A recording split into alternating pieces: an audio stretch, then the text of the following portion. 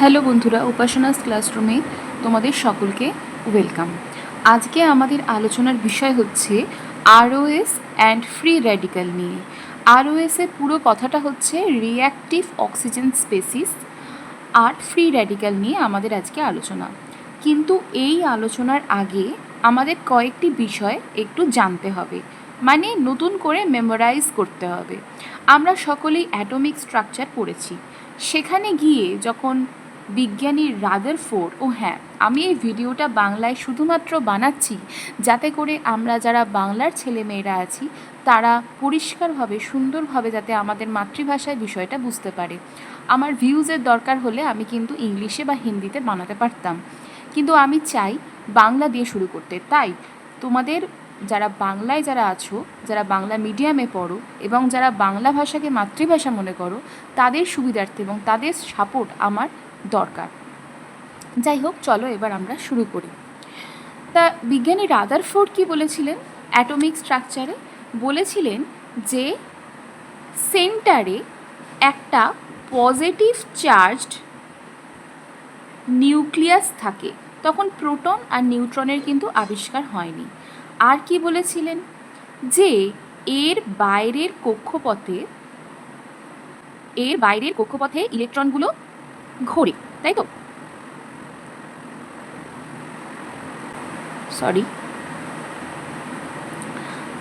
যেটা হচ্ছে negatively charged ion, ঠিক আছে? যেটা হচ্ছে নেগেটিভলি চার্জড আয়ন। কিন্তু রাদারফোর্ডের, এটা কে বলেছিলেন? ফার্স্ট বিজ্ঞানী রাদারফোর্ড।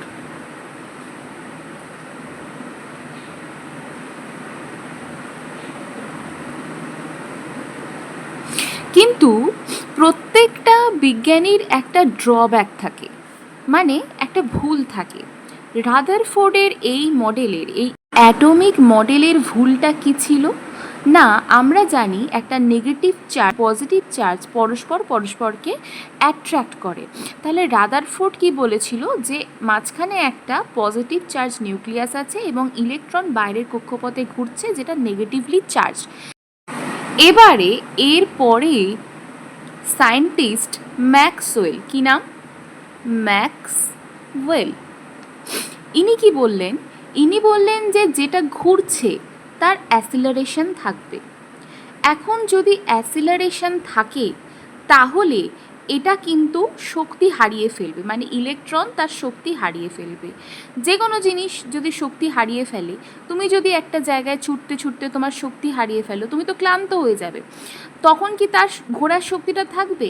আর এ কি চাইছে? কন্টিনিউয়াসলি ইলেকট্রনকে অ্যাট্রাক্ট করতে চাইছে, তাই তো? তাহলে এটা কি হবে? এই যে স্পাইরাল কক্ষপথে ঘুরতে ঘুরতে ঘুরতে ঘুরতে এই পজিটিভ চার্জের কাছে চলে আসবে এবং এটা ডিস্ট্রয় হয়ে যাবে। তার মানে রাদারফোর্ডের যে ড্রব্যাকটা, সেটা ম্যাক্সওয়েল কি বলল? ড্রব্যাকটা কি বলল? না, ড্রব্যাকটা বলল যে no atomic stability. No atomic stability কেন? কারণ এটার যদি অ্যাসিলারেশন থাকে, এটা ঘুরতে ঘুরতে স্পাইরাল কক্ষপথ এবং কন্টিনিউয়াসলি লুজিং ইটস এনার্জি, তাহলে এটা ঘুরতে ঘুরতে ঘুরতে ঘুরতে এখানে চলে আসছে এবং এটাকে ডিস্ট্রয় করে দিচ্ছে। তাহলে কি হলো? এর তো অ্যাটমিক স্টেবিলিটি থাকলো না। তাহলে তারপরে 3 বোর, কি নাম? BOR, বোর, সায়েন্টিস্ট বোর কিন্তু এই যে কনফিগারেশন, এটাকে কিন্তু একটা নতুন রূপ দিলেন। উনি কি বললেন দেখা যাক। বললেন যে ইলেকট্রনগুলো কোনো র্যান্ডাম কক্ষপথে কিন্তু ঘুরছে না। তাহলে ইলেকট্রনগুলো কিভাবে ঘুরছে?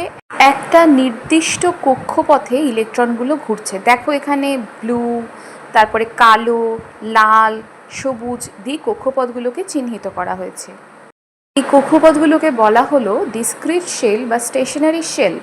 SHELL, শেল মানে কক্ষপথ। তো প্রথম কক্ষপথটাকে K শেল, তারপরেরটাকে N শেল, তারপরেরটাকে শেল অ্যান্ড N শেল বলে চিহ্নিত করা হয়েছে।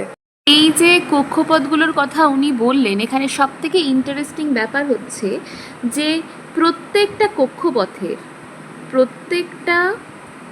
কক্ষপথে থাকা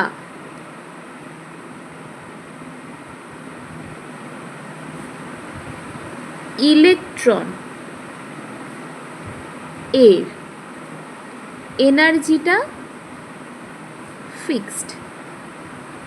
তাহলে প্রত্যেকটা কক্ষপথে থাকা ইলেকট্রনের এনার্জি যদি ফিক্সড হয় তাহলে সেটা এনার্জি গেইনও করবে না, এনার্জি লসও করবে না। আর যদি এনার্জি গেইন আর লস না করে তাহলে সেই আমরা কোথায় যেন ম্যাক্সওয়েল যেটা বা রাদারফোর্ড যেটা বলেছিল, যেখানে ড্রব্যাকটা ছিল যেরকম ঘুরতে ঘুরতে ঘুরতে ঘুরতে এসে নিউক্লিয়াসে চলে আসছে এবং জিনিসটা অ্যাটমিক স্টেবিলিটিটা ব্রেকডাউন হয়ে যাচ্ছে, সেটাও হবে না। তাহলে এখানে অ্যাটমিক স্টেবিলিটিটা ব্রেকডাউন হওয়ার কোনো জায়গায় এলো না, তার মানে প্রত্যেকটা সেলে ইলেকট্রনের এনার্জি ফিক্সড থাকলো, তাই তো? আচ্ছা, এখানে একটা কথা বলে রাখি যে নিউট্রন অ্যান্ড আপডেটেড মডেল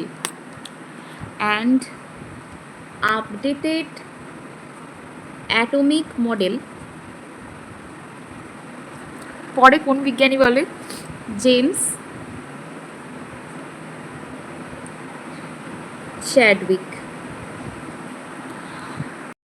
আচ্ছা, এবার এই যে এই নিউক্লিয়াসের বাইরের বিভিন্ন কক্ষপথে, হ্যাঁ, কে এল এম, এই যে কক্ষপথগুলো আমরা দেখলাম, এই নিউক্লিয়াসের বাইরে বিভিন্ন কক্ষপথে কোন কক্ষপথে সর্বোচ্চ কতগুলো ইলেকট্রন থাকতে পারবে সেই জিনিসটা কোন সায়েন্টিস্ট বললেন? এরপর বোর তো বলেইছিলেন। বোরের সঙ্গে তার একজন ফ্রেন্ড বিউরি, তিনি কিন্তু একটা মডেল দেন যেখানে তিনি কি বলেন যে নিউক্লিয়াসের বাইরের কক্ষপথগুলো আছে সেখানে কোন কক্ষপথে কতগুলো ইলেকট্রন সর্বোচ্চ থাকতে পারবে। তার জন্য যে ফর্মুলাটা তিনি দেন সেটা হচ্ছে 2n²। এখানে এনটা কি? এন হচ্ছে নাম্বার অফ শেল। তার মানে প্রথম শেলটাকে আমরা কি শেল বলছি? কে। তাহলে কে মানে এখানে 1, তার মানে 2 × 1² মানে 2। তারপরে শেলে তাহলে কত হবে? 2 × 2² মানে 8। এইভাবে আস্তে আস্তে কে এল এম এইভাবে করতে করতে যাবে। এতক্ষণ পর্যন্ত আমরা কি পড়লাম? যে ইলেকট্রনগুলো সর্বোচ্চ কতগুলো ইলেকট্রন শেল অনুযায়ী, মানে কে এল এম এরকম শেল অনুযায়ী সর্বোচ্চ কতগুলো ইলেকট্রন থাকতে পারবে, কোন সেলে কতগুলো ইলেকট্রন থাকতে পারবে। কিন্তু এখানে একটা প্রশ্ন আছে, ইলেকট্রনগুলো কিভাবে সাজানো থাকবে? এটা জানার জন্য আমাদেরকে একটা জিনিস বুঝতে হবে। যেমন ধরো একটা হাউস, একটা বাড়ি, তার মধ্যে বিভিন্ন ধরনের রুম থাকে, যে রুমের মধ্যে না আমরা থাকি, সেরকম ইলেকট্রনগুলো এখানে শেলটা যদি ধরো বাড়ি হয়, শেলের মধ্যে কিছু সাব শেল রয়েছে। তার মানে বাড়ির মধ্যে যেমন রুম রয়েছে সেরকম সেলের মধ্যে সাব শেল রয়েছে যেখানে ইলেকট্রনগুলো সাজানো থাকে। মানে সেই সাব শেলের মধ্যে কতগুলো ইলেকট্রন থাকবে সেটাও নির্দিষ্ট। চলো সেটা দেখে নেওয়া যাক। এখানে সাবশেলের সিম্বলগুলো রয়েছে এবং প্রধানত 4 ধরনের সাবশেল থাকে, এস, পি, ডি, এফ। কোন সেলে কোন সাবশেল থাকে? কে সেলের মধ্যে একটা সাবশেল থাকে, 1s লেখা হয়। এল সেলের মধ্যে দুটো সাবশেল থাকে, 2s 2p লেখা হয়। এম সেলের মধ্যে 3টে সাবশেল থাকে, 3s 3p 3d লেখা হয়। পর্যন্ত আমরা এসপিডিএফ এগুলোকে আমরা জানি কি সাবশেল। একটা সেলের যে একটা কক্ষের যে উপকক্ষ যেমন সেরকম সেলের সাবশেল, ঠিক আছে। এবার কোন সেলের জন্য সাবশেল, 1 নম্বরে, 2 নম্বরে, 3 নম্বরে, সেটার জন্য আমরা কীরকমভাবে লিখব? 1s 2s 2p 3s 3p 3d এইভাবে যাবে, ঠিক আছে। যেমন ধরো 1s মানে এখানে 1টা কি? প্রথম সেলের এস সাবসেল। 2s মানে দ্বিতীয় সেলের এস সাবসেল। 2p মানে 2 নম্বর সেলের পি সাবসেল। বোঝা যাচ্ছে? আচ্ছা, এবার সাবশেলের অরবিটাল নাম্বারগুলো দেখব। এস এর হচ্ছে 1টা, পি এর হচ্ছে 3টে, ডি এর হচ্ছে 5টা এবং এফ এর হচ্ছে 7টা। এখানে দেখো আমি কিন্তু অরবাইটালগুলো এঁকে নিয়েছি। এস এর হচ্ছে একটা ঘর এঁকেছি, একটা যেহেতু পি এর তিনটে তাই জন্য তিনটে এঁকেছি, ডি এর পাঁচটা 1 2 3 4 5 এবং এফ এর 1 2 3 4 5 6 7। এবারে অফবাউস প্রিন্সিপাল বলে একটা প্রিন্সিপাল আছে, এগুলো সব তোমরা আগে পড়েছো, কিন্তু বাই চান্স যদি ভুলে যাও তার জন্য বেসিক থেকে শুরু করছি, যাতে পরবর্তীকালে আমার যে মেন টপিক সেটা বুঝতে তোমাদের সুবিধা হয়। যাকে তো এবার আফবাউ প্রিন্সিপালে কি বলছে, বলছে electron first occupy lower energy orbital. তার মানে ইলেকট্রনগুলো ঢুকবে কিভাবে, কোন ঘরে আগে ঢুকবে, যে ঘরের শক্তি কম সেই ঘরে আগে ইলেকট্রন ঢুকবে। তার একটা রুল আছে, রুলটা কি n+l রুল। এনটা হচ্ছে এই এসপিডিএফ এর ভ্যালু, আর এলটা হচ্ছে এস এর জন্য 0, পি এর জন্য 1, ডি এর এসপিডি ডি এর জন্য 2, এফ এর জন্য 3। এইভাবে কিন্তু ইলেকট্রনগুলো আসবে। আচ্ছা, এবার চলো আমরা প্রত্যেকটার জন্য n+l কাউন্টিং করি। প্রথমে দেখো 1s, তার মানে কি 1 নম্বর সেলের এস সাবসেল, তাই তো। এখানে এনটা কত, এখানে n1, এটা আমরা জানি n এর ভ্যালু। আর দেখো ওপরে লেখা আছে l এর ভ্যালুগুলো, এস এর জন্য 0, তার মানে 1 + 0 কত হয় 1। এইভাবে দেখো আস্তে আস্তে 1 2 3 4 করতে করতে প্রত্যেকটা কিন্তু বার করে দিয়েছি। কি পড়েছিলাম, সব থেকে লোয়ার এনার্জি লেভেলে প্রথমে ইলেকট্রনটা ঢুকবে এখানে, তার মানে সব থেকে লোয়ার এনার্জি লেভেল মানে কম কোনটা আছে, 1s আছে, তারপরে 2s, তারপরে 2p। এবার একটা অরবাইটালে সর্বোচ্চ দুটো করে ইলেকট্রন যেতে পারে, তাই তো। তাহলে এস অরবাইটাল, যেহেতু এস এর একটা অরবাইটাল আছে, এরকমভাবে লিখবো আমরা, একটা ইলেকট্রন দিলাম আর একটা ইলেকট্রন দিলাম। পি অরবাইটালে তিনটে আছে, তারপরে দুটো দুটো করে যেতে পারে, তাহলে এই 6টা ইলেকট্রন যেতে পারে, 1 2 3 4 5 6, ঠিক আছে, 6টা, দুটো দুটো করে প্রত্যেকটা তো ম্যাক্সিমাম দুটো, তাহলে পিতে 6টা, মানে পি যেখানেই আছে সেখানে 6টা, এস মানে দুটো। তাহলে আমি যদি এখানে লিখি 1s 2s 2p 3s 3p, তাহলে এসগুলোতে কী দেবো আমরা, 2 দেবো, পিগুলোতে আমরা কী দেবো, 6 দেবো, তাই তো। এইভাবে যাবে। ডি এরটাও বানিয়েছি, ডি এরটাও দেখো দুটো দুটো করে 10টা হচ্ছে, এখানে কটা হলো, দুটো হলো, এখানে কটা হলো, 6টা হলো, এখানে কটা হলো, 10টা হলো, এখানে তুমি যদি করো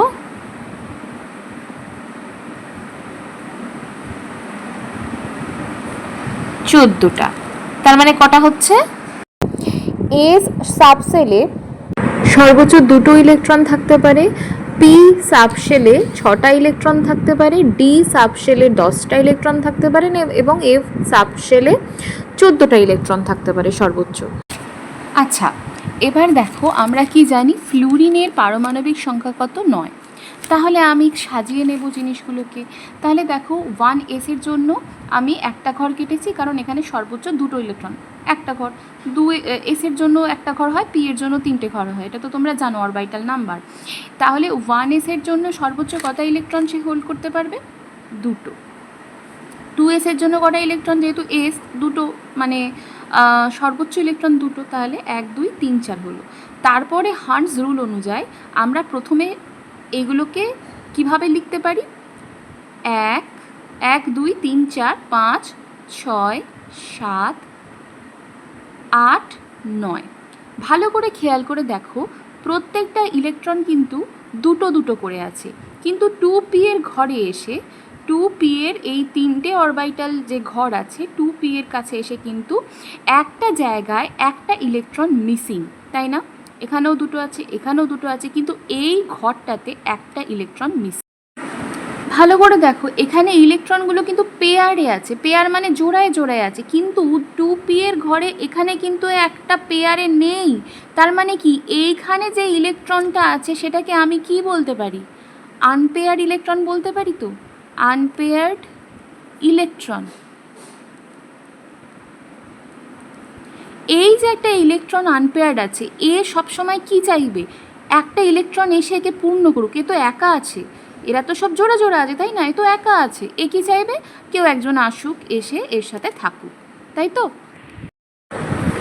তাহলে এখান থেকে আমরা কি দেখতে পাচ্ছি, কোনো মলিকিউল তার একটা অরবাইটালে যদি একটা ইলেকট্রন হারিয়ে ফেলে তাহলে সেটাকে আমরা কি বলবো? সিঙ্গেল আনপেয়ার্ড ইলেকট্রন রয়েছে এরকম কোনো মলিকিউলকেই আমরা কি বলবো? ফ্রি র্যাডিক্যাল বলবো।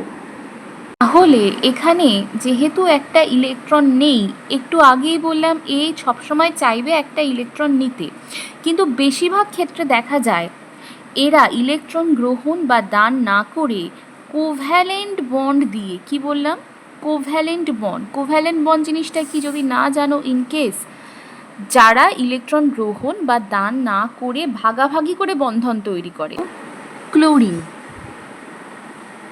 Cl2 মানে একটা ক্লোরিনের অণু দুটো ক্লোরিন পরমাণু দিয়ে গঠিত। এখন প্রত্যেকটা মানে এখানে Clটা কিভাবে আছে, এইটা হচ্ছে কোভ্যালেন্ট বন্ড, ঠিক আছে? এই যে যেটা দিলাম তোমাদেরকে এখানে, এটা হচ্ছে কোভ্যালেন্ট বন্ড বা সমযোজী বন্ধন, সিঙ্গেল কোভ্যালেন্ট বন্ড।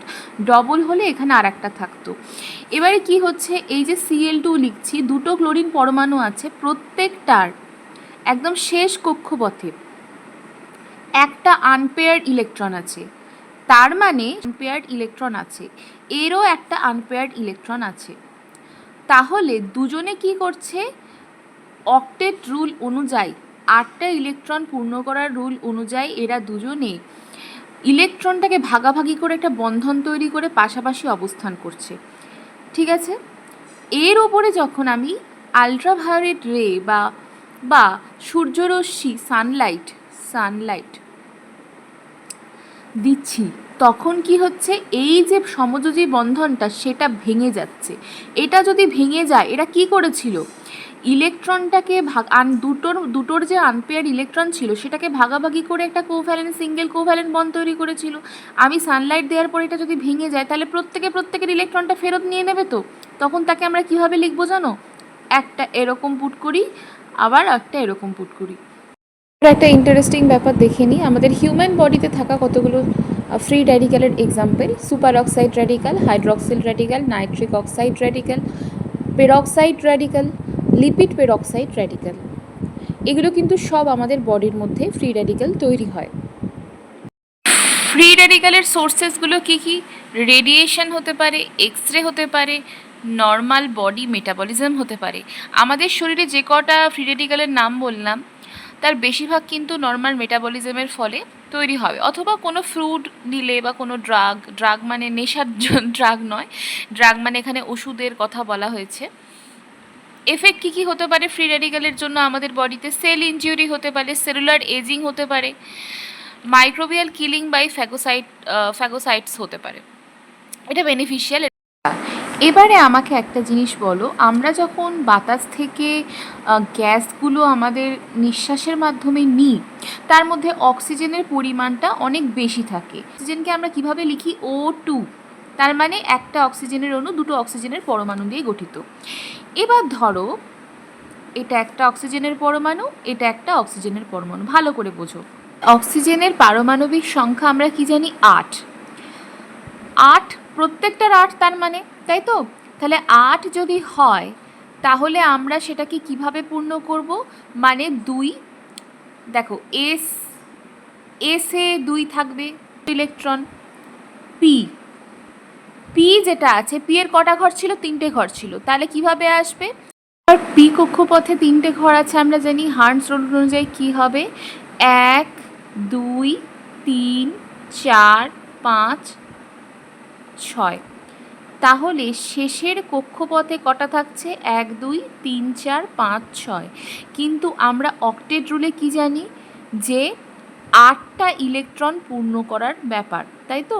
কিন্তু এখানে দেখো 6টা থাকছে। তাহলে আমি যদি লিখি 1 2 3 4 5 6, আবার এখানে লিখলাম 1 2 3 4 5 6, তাহলে দেখো এই যে এরও তো 6টা আছে, এরও 6টা আছে, তাহলে এর কটা চাই? 2টো এক্সট্রা চাই। তাহলে এ কী করবে? এর কাছ থেকে 2টো ইলেকট্রন ধার নেবে, আর এ কী করবে? এর কাছ থেকে 2টো ইলেকট্রন ধার নেবে, করে এরা যেটা করবে ও ডবল বন্ড ও এরকমভাবে একটা সমযোজী বন্ধন তৈরি করবে। কিন্তু এই যে সমযোজী বন্ধন তৈরি করেছে, ডাবল বন্ড তৈরি করেছে, এটাতে কোনো প্রবলেম কিন্তু জেনারেলি হয় না আমাদের বডিতে। কেন হয় না? কারণ হার্টস রুল অনুযায়ী এই যে ইলেকট্রনগুলো প্রথমে একটা একটা করে ঢুকবে, তারপরে ভর্তি করার জন্য আর একটা করে ঢুকবে, তাই তো? সেই কারণেই প্রথমে স্পিনগুলো কীরকম দিলাম, এরকম, তারপরে গিয়ে তো আমি এদিকে স্পিন দিলাম। অ্যাটমিক স্টেবিলিটিটা থাকছে, যেটা আমরা প্রথমে সেই রাদারফোর্ডে গিয়ে দেখেছিলাম অ্যাটমিক স্টেবিলিটি থাকছে না, এনার্জির প্রবলেম হচ্ছে, অ্যাসিলারেশন থাকছে বলে। কিন্তু সেখানে তার তো সংশোধন এতদিন এতগুলো বিজ্ঞানী হয়ে হয়ে হয়ে হয়ে লাস্ট পর্যন্ত তো এই সংশোধনই দাঁড়ালো যে কেন অ্যাটমটা স্টেবল থাকছে। সেই কারণে এই ডাবল বন্ডটা যখন আমাদের বডির মধ্যে ঢুকছে বাই এয়ার ব্রিদিং, তখন কিন্তু কোনো প্রবলেম করছে না। এবার একটা মজার গল্প বলি। আমাদের শরীরে লোহিত রক্তকণিকা বাদে বাকি সমস্ত ইউক্যারিওটিক সেলে কিন্তু মাইটোকন্ড্রিয়া থাকে। সেই মাইটোকন্ড্রিয়াতে ইলেকট্রনগুলো পাস হয়, তাই তো? আমরা ইলেকট্রন ট্রান্সপোর্ট চেন বলে জানি, ইটিএস চেন বলে জানি।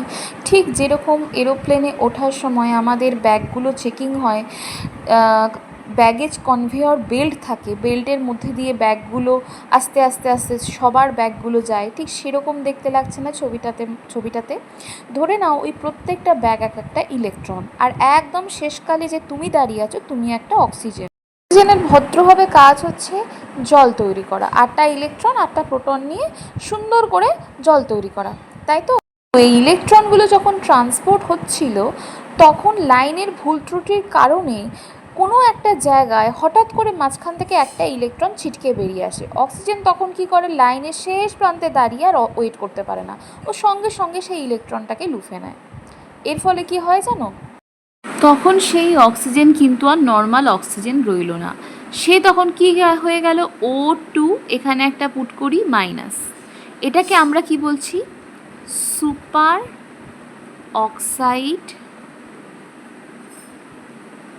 রেডিকাল। রেডিকাল তো কেন রেডিকাল বলছি, সেই ক্লোরিনের কথাটা ভাবো। ক্লোরিনের এখানে একটা পুট করেছিল মানে কি, একটা ইলেকট্রন ছিল তো, আর আমরা এখানে কি দেখলাম, যে একদম শেষকালে অক্সিজেনটা বসেছিল, সে আর অপেক্ষা করতে পারলো না, যখন মাঝখানে একটা ইলেকট্রন ঢুকে গেল, অক্সিজেনটা সেই ইলেকট্রনটাকে গিয়ে লুফে নিল। যখন লুফে নিল, তাহলে আমরা কি বলছি আমরা, O2 প্লাস কী করলো, একটা ইলেকট্রনকে নিয়ে নিল তো। একটা ইলেকট্রনকে যখনই নিয়ে নিল, তখন এটাকে আমি ও এর মাথায় এরকম লিখতে পারি, আর ইলেকট্রন তো নেগেটিভ চার্জ আনতাই, সেই জন্য এখানে মাইনাস লিখছি। তার মানে এখানে একটা আনপেয়ার্ড ইলেকট্রন হয়ে গেল। তাহলে এটাই হচ্ছে রিঅ্যাক্টিভ অক্সিজেন স্পেসিস। তার মানে কি, হাইলি রিঅ্যাক্টিভ আনস্টেবল অক্সিজেন, ওই যে অক্সিজেন মলিকিউলটা, সেটা হাইলি রিঅ্যাক্টিভ আনস্টেবল অক্সিজেন। কারণ কি, অক্সিজেনের মাথায় পুটকুড়ি আর মাইনাস লিখছি। পুটকুড়িটার মানে কি ছিল, ওটার মানে হচ্ছে যে ওটাতে আনপেয়ার্ড ইলেকট্রন আছে, ও প্রচণ্ডভাবে রিঅ্যাক্টিভ, ও সবসময় চাইছে আর একটা, মানে তার অ্যাটমিক স্টেবিলিটিটা সে চাইছে, সবসময় চাইছে, সেই জন্য সে যে কোনো কারোর কাছ থেকে ইলেকট্রন নিতে পারে। তার মানে তার ইলেকট্রন বিন্যাসটা স্থিতিশীল নয়। তাহলে আমি হাইলি রিঅ্যাক্টিভ অক্সিজেন স্পেসিস বলতে পারি তো, রিঅ্যাক্টিভ অক্সিজেন স্পেসিস বলতে পারি তো, কারণ সেটা হাইলি রিঅ্যাক্টিভ, ওর চাই ইলেকট্রন, ও স্টেবল নয়, ও ইটিএস সাইকেলে ইলেকট্রনটাকে নিয়ে নিয়েছে, আনস্টেবল ইলেকট্রন হয়ে বসে আছে। Am I right? এবার আমাকে একটা কথা বলো, এই যে ফ্রি রেডিক্যালের কনসেপ্টটা আমরা পড়েছিলাম, সেখানে আমরা কি দেখছিলাম, আউটার অরবিটে একটা সিঙ্গেল আনপেয়ার্ড ইলেকট্রন আছে, মানে এরকম অবস্থায় আছে, আর একটা ইলেকট্রন চাই। এখানে অক্সিজেনের ক্ষেত্রেও আমরা সেই সেম জিনিসই দেখলাম। তাহলে এই যে সিঙ্গেল আনপেয়ার্ড ইলেকট্রনটা আছে, এ যখন কোনো ইলেকট্রন নিচ্ছে, মানে এই ফ্রি রেডিক্যাল যার কাছ থেকে ইলেকট্রনটা নিচ্ছে, সে তো ইলেকট্রনটাকে অপসারণ করছে, এলিমিনেট করে একে ইলেকট্রনটা দিচ্ছে। সেটা কোভ্যালেন্ট বন্ড তৈরি করুক বা যাই করুক না কেন, এ যার কাছ থেকে নিজের আউটার অরবিটে একটা আনপেয়ার্ড ইলেকট্রন আছে বলে যার কাছ থেকে একটা ইলেকট্রন নিচ্ছে, যার যে মলিকিউলটার কাছ থেকে ইলেকট্রন নিচ্ছে, সে তো ইলেকট্রনটাকে এলিমিনেট করে দিচ্ছে। তাহলে সে আলটিমেটলি কী করছে, অক্সিডেশন করছে না, সে জারণ করছে না। একটা এক্সাম্পল দিয়ে বোঝাই। ধরো আর এর মাথায় পুটকুড়ি আছে, মানে এখানে এমন একটা কিছু আছে যেটা আনপেয়ার্ড ইলেকট্রন অবস্থায় আছে বা ফ্রি র্যাডিক্যাল অবস্থায় আছে, আরটাকে র্যাডিক্যাল ধরো। এবার এটা আমি বলছি OH র্যাডিক্যাল, হাইড্রক্সিল র্যাডিক্যাল। এই OH এর মধ্যে O এর মাথায় পুটকুড়ি আছে, মানে কি এটার একটা আনপেয়ার্ড ইলেকট্রন আছে, এ সবসময় চাইবে একটা ইলেকট্রন গ্রহণ করে স্টেবল হতে। LH হচ্ছে মেমব্রেনের আনস্যাচুরেটেড ফ্যাটি। এই যে OH র্যাডিক্যাল বা আর, ঠিক আছে, এই OH র্যাডিক্যালের মধ্যে ভালো করে বোঝো, ও এর মাথায় পুটকুড়ি আছে মানে এর একটা এর ইলেকট্রন চাই, আনপেয়ার্ড অবস্থায় রয়েছে, ঠিক আছে। Plus unsaturated fatty acid LH, এখানে দেখো হাইড্রোজেনটা কিভাবে আছে, এল এর সঙ্গে সিঙ্গেল বন্ড করে আছে, তাই তো। এ কি করলো, অক্সিজেন কি করলো, এ হাইড্রোজেনের এখান থেকে একটা ইলেকট্রন নিয়ে কি করলো, জল তৈরি করলো। কিন্তু এর কাছ থেকে যখন নিয়ে নিচ্ছে তখন এরও তো একটা আনপেয়ার্ড ইলেকট্রন হয়ে যাচ্ছে, মানে এও তখন তো একটা ইলেকট্রন ছাড়া হয়ে ঘুরে বেড়াচ্ছে। বোঝা যাচ্ছে? মানে আলটিমেটলি সে কি করছে, জারণ করাচ্ছে, অক্সিডেশন যে মলিকিউলের করাচ্ছে সেই মলিকিউলটা তো আবার গিয়ে এই অবস্থায় চলে যাচ্ছে, মানে একটা টোটাল চেন রিয়াকশান চলছে যেটা থামার নয়। এই চেন রিয়াকশানটাকে অ্যান্টি অক্সিডেন্ট বন্ধ করতে পারে। কি বললাম? এই চেন রিয়াকশানটা যেটা চলতেই থাকবে সেটাকে অ্যান্টিঅক্সিডেন্ট বন্ধ করতে পারে। অ্যান্টিঅক্সিডেন্টটা ও একটা ইলেকট্রন ডোনেট করে স্টেবল করে দেবে। সেই কারণে আমাদের বডির মধ্যে যখন ফ্রি র্যাডিক্যাল বেড়ে যায় তখন আমাদের অ্যান্টিঅক্সিডেন্ট খাওয়া খুব উচিত। তাহলে যত বডির মধ্যে ফ্রি রেডিক্যাল বেড়ে যাচ্ছে তত কিন্তু premature ageing, protein damage, DNA damage, এছাড়াও বিভিন্ন ধরনের ক্ষতি কিন্তু আমাদের বডিতে হয়ে যাচ্ছে, ক্রমাগত হয়ে যাচ্ছে। তাহলে অ্যান্টিঅক্সিডেন্টযুক্ত খাবার আমরা যখন খাচ্ছি, ডার্ক চকলেট, বিটা ক্যারোটিনযুক্ত খাবার, তারপরে গ্রিন টি, এগুলো কিন্তু রিচ অ্যান্টিঅক্সিডেন্টের সোর্স। আশা করি তোমাদের ভিডিওটা ভালো লাগলো এবং তোমরা খুব ভালোভাবে বুঝতে পেরেছো। আজকের ভিডিওটা আমি এখানেই শেষ করলাম। পরে আবার একটা টপিক নিয়ে তোমাদের সঙ্গে আসবো।